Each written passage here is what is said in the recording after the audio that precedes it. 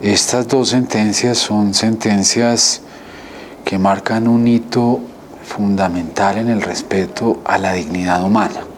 Yo creo que hay que empezar por ahí, digamos. Son dos sentencias que tienen esa orientación clara de evitar padecimientos adicionales que ya no pueden ser resueltos por la medicina. Nosotros, nuestra tarea, digamos, en este proceso básicamente ha consistido en hacer cumplir esas disposiciones tanto de las dos sentencias de la Corte Constitucional como de la circular expedida por el Ministerio de Salud en el año 2015, la resolución 1216. Ahí se establecen, digamos, todas las reglas y procedimientos para el efecto. En julio de 2015 nosotros expedimos la resolución 013 que, basada en la circular del ministerio, le dio instrucciones a los diferentes actores sobre el cumplimiento del procedimiento que ahí estaba descrito. Entonces se le indicó a las IPS cuál era su responsabilidad, disponer de todos los medios y de toda la organización que exige la circular para que cuando tengan estas solicitudes lo puedan hacer de manera diligente, que el paciente tenga la garantía de que tiene el procedimiento para el efecto.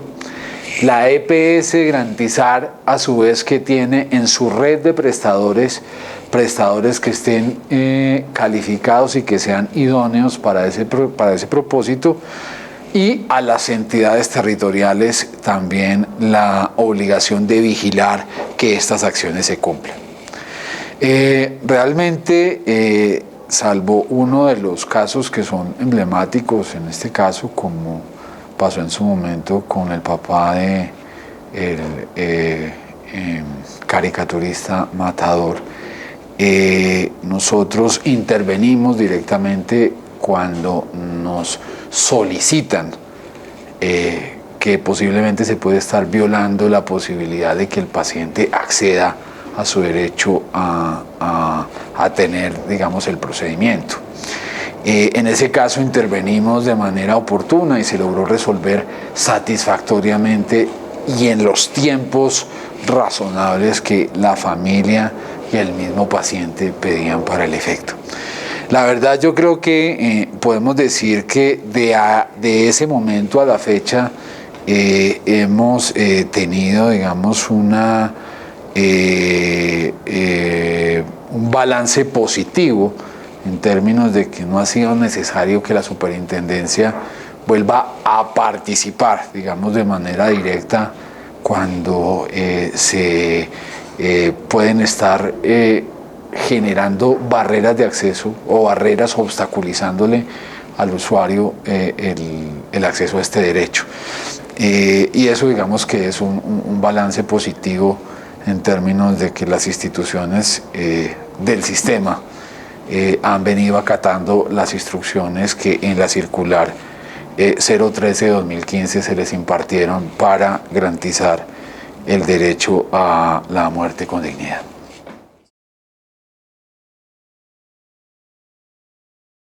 Probablemente sea mucho mejor tener una ley.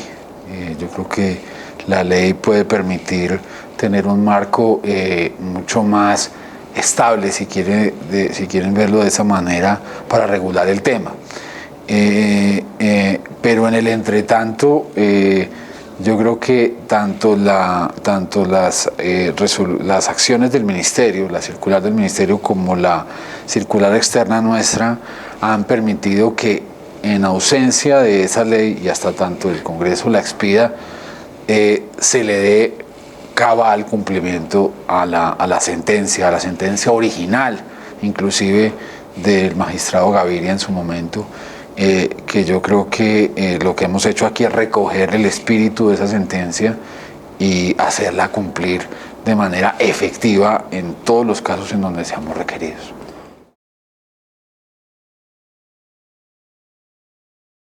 Afortunadamente no ha sido necesario imponer por ahora sanciones, sin embargo en la circular está advertido el tema. Nosotros podemos llegar a imponer sanciones por cerca de 2.500 salarios mínimos legales mensuales. Afortunadamente, vuelvo e insisto, no ha sido necesario recurrir a ese instrumento sancionatorio y la disuasión a través de la circular por ahora ha sido suficiente. Sí, guardando pues toda la reserva que se requiere en este caso, lo que en su momento ocurrió, al parecer, al interior de la institución a la cual se le había hecho la solicitud, es que había una controversia en la interpretación de la norma, de la circular expedida por el ministerio. Como aquí hay un comité, que al final, un comité científico interdisciplinario que es el que toma esa decisión, al interior del comité se presentó una diferencia.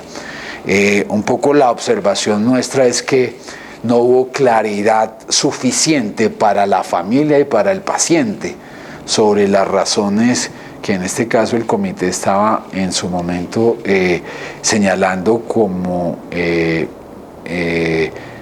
razones por las cuales no podía adelantar el procedimiento. Por esa razón intervenimos nosotros, nuestra delegada institucional intervino, se aclaró la situación con la institución y con los miembros del comité y afortunadamente en un tiempo razonable se pudo garantizar el derecho a morir dignamente que el padre de Matador nos estaba pidiendo.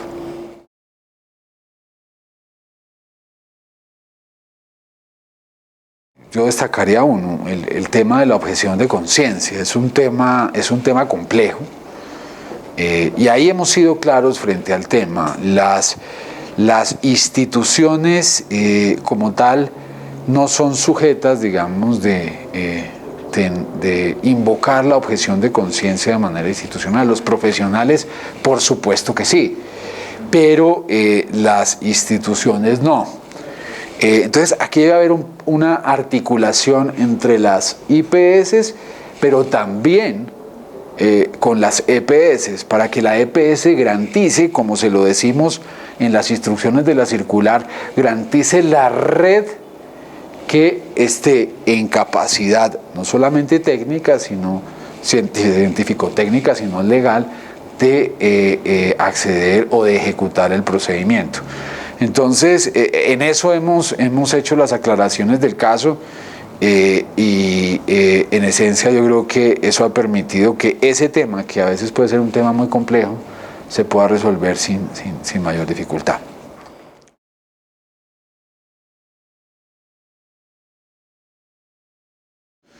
Pues mire, yo creo que aquí hay que hacer al final y aquí el carácter del diagnóstico del médico tratante es fundamental. Que la autonomía del médico y el diagnóstico del médico es fundamental. Es él finalmente el que debe indicar que una persona pueda ser, digamos, sujeta de este procedimiento. Yo creo que por el lado de las EPS ellos han venido entendiendo el tema. En el caso de algunas IPS vemos probablemente que hay algunas condiciones que puedan estar generando dificultades, pero al final yo creo que el cuidado paliativo sin duda sigue siendo una alternativa que debe presentársele y debe ofrecérsele al usuario, al paciente. Es su derecho, es su derecho. Y no va en contravía el uno del otro. Yo pienso que ya al final debe ser la persona en una decisión propia, autónoma, libre, el que pueda exigir o pueda pedir, digamos, la muerte digna. Y las instituciones deben estar preparadas para ello, pero tienen que ofrecerle, digamos, todas las posibilidades al paciente, y el médico tratante aquí también es un actor fundamental porque de su diagnóstico va a depender también gran parte de los tratamientos que se le deban garantizar al paciente.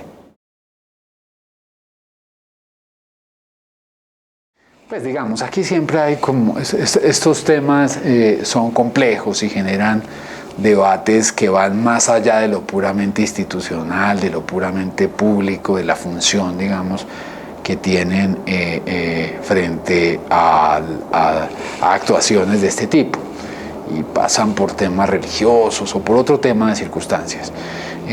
Nuestro punto acá es que el sistema de salud, las EPS, las IPS, independientemente de las creencias que son respetables de igual manera, porque la diversidad debe ser respetada, sí es importante que ellos entiendan que como instituciones del sistema de salud tienen que garantizar esta opción para los usuarios que así lo decidan.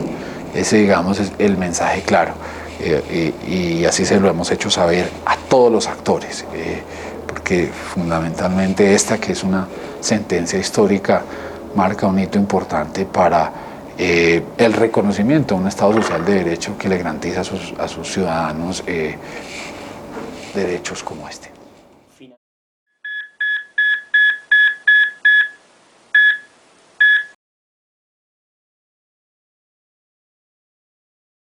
Bueno, la eutanasia hay que definirla desde un principio orientador, como es el hecho de que eutanasia quiere decir morir por extensión dignamente en el momento, pero se habla de muerte plácida, muerte tranquila.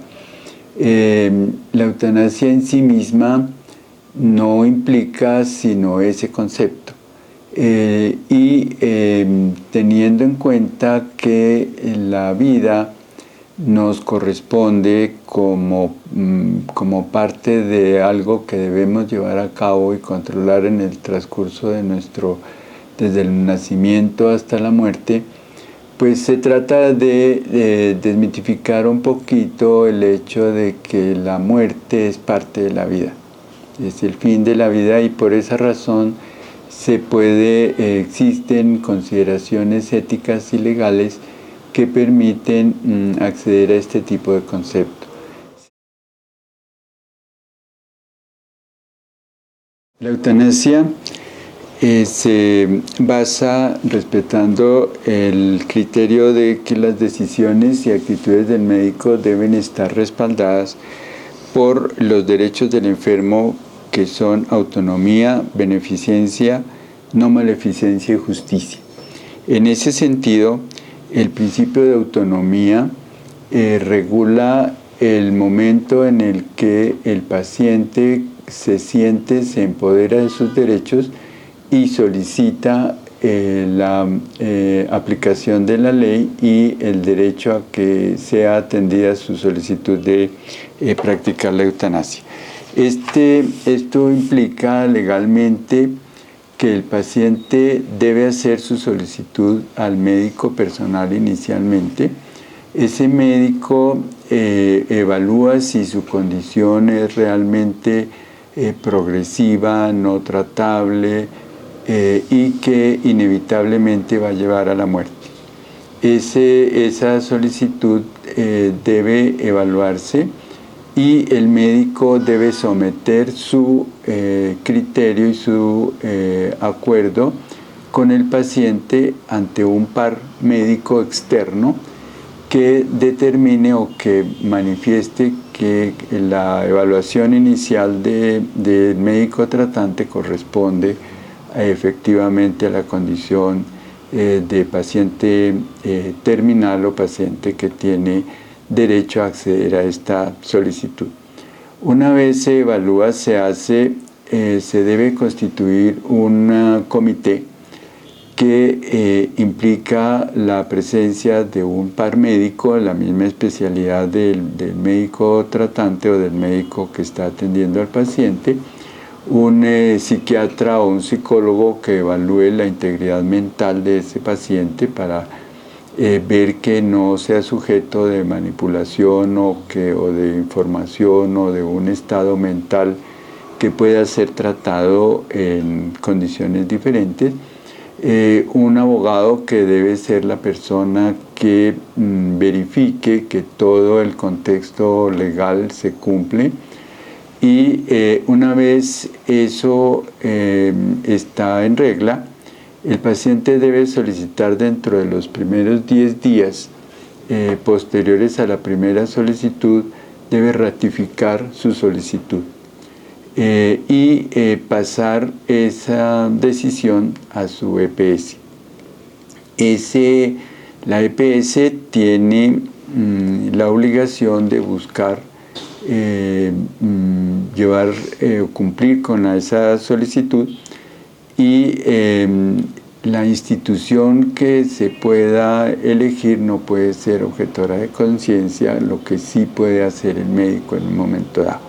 Pero en ese caso, el médico objetor de conciencia debe facilitar el remisión a un médico que no tenga esa objeción de conciencia para cumplir ese requisito. El Ministerio de Salud ha establecido unos lineamientos muy claros y hay un protocolo donde se indican los medicamentos que puede utilizar el médico, que cumplen los requisitos de permitir sedación, tranquilidad al paciente, no experimentación de ningún tipo de ansiedad o angustia específica durante el procedimiento, y por otro lado cumplen la expectativa de que el fallecimiento del paciente se produzca en alrededor de unos 30 minutos o menos inclusive. Da una secuencia de aplicación de los medicamentos y aparte de eso da unos tiempos entre la aplicación de una dosis y la otra, teniendo en cuenta la farmacodinámica de cada uno de los medicamentos que se utilizan, y que permite que el tope de acción de un medicamento coincida con el inicio del otro para que sea una secuencia que no implique vacíos y deje la posibilidad de un sufrimiento para el paciente. De tal manera que cualquier médico entrenado adecuadamente, conociendo estos lineamientos y el tipo de medicamentos que va a utilizar, podría aplicarlo.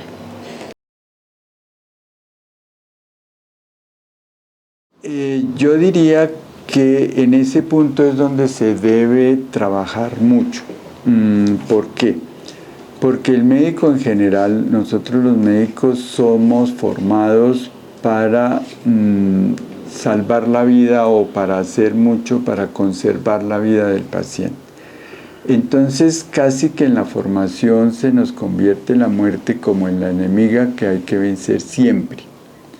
Y muchas veces se caen excesos. Vienen los puntos de consideración de la distanasia o el encarnizamiento terapéutico, en los cuales se prolongan una cantidad de medidas, intervenciones y actividades que llevan a prolongar la vida en condiciones no propiamente deseadas por el paciente, si se le pudiera preguntar en ese momento, y no propiamente dignas según las consideraciones individuales.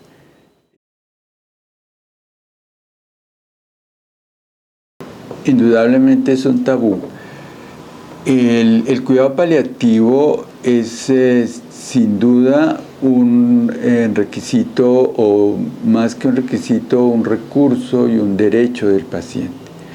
Ese derecho implica que mientras yo obtenga un beneficio que para mí permita que mi dignidad se mantenga en todo momento, pues yo puedo aceptar ese tipo de tratamiento y tengo derecho a que se me ofrezca eso. Y el cuidado paliativo indudablemente logra una muy buena calidad de vida en muchísimos pacientes.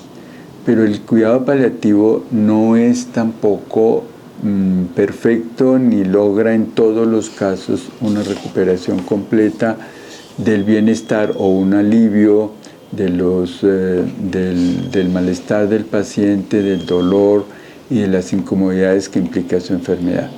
De tal manera que el siguiente paso lógico es, si el paciente considera que por su convicción puede solicitar la eutanasia, pues debería poder hacerlo sin mayores restricciones. Pero es cierto, las EPS tienen mucho sesgo y mucha prevención, y muchas veces optan, y el médico mismo opta por buscar toda clase de excusas para dilatar un procedimiento.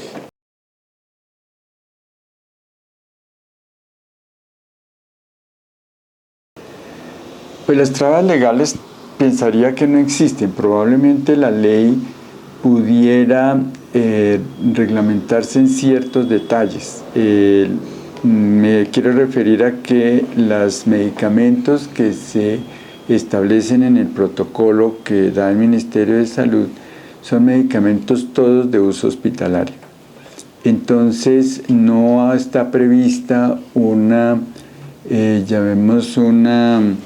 protocolo de cadena de control, como podría decirse en una cadena de frío, en un tejido que debe conservarse a una determinada temperatura para que sea viable. En este caso no existe una cadena de custodia, llamémoslo así, que permita que los medicamentos puedan ser obtenidos en una institución, pero llevados al domicilio del paciente, para atender el deseo que muchos pacientes expresan de ser atendidos en su domicilio. De tal manera que en este momento la aplicación de la ley puede tener ese detalle que pudiera reglamentarse, pero la ley ya es un avance. Nosotros como país tenemos una legislación que nos ha permitido formar parte de una comunidad que tiene unos avances muy importantes en ese sentido.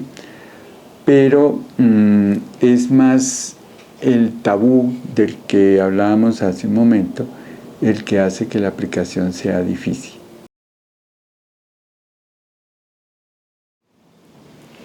Puede haber miedos relacionados con su propio entorno social. Yo diría que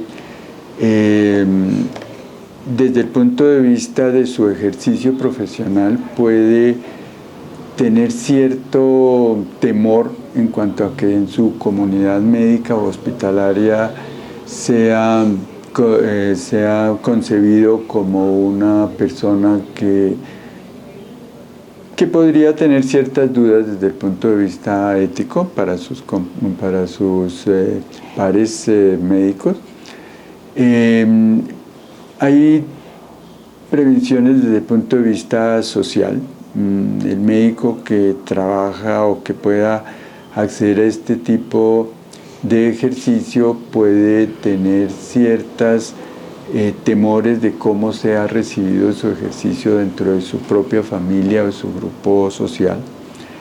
Y por otro lado, pues socialmente también existe el temor de que personas que no conocen al médico que en un momento dado va a practicar un acto de estos, pues por un agente externo puede ser percibido como alguien de quien se puede tener dudas. Y legalmente hay personas que consideran todavía que la ley no establece protección suficiente para los eventos de demandas que pueda ocasionar un un acto médico como este.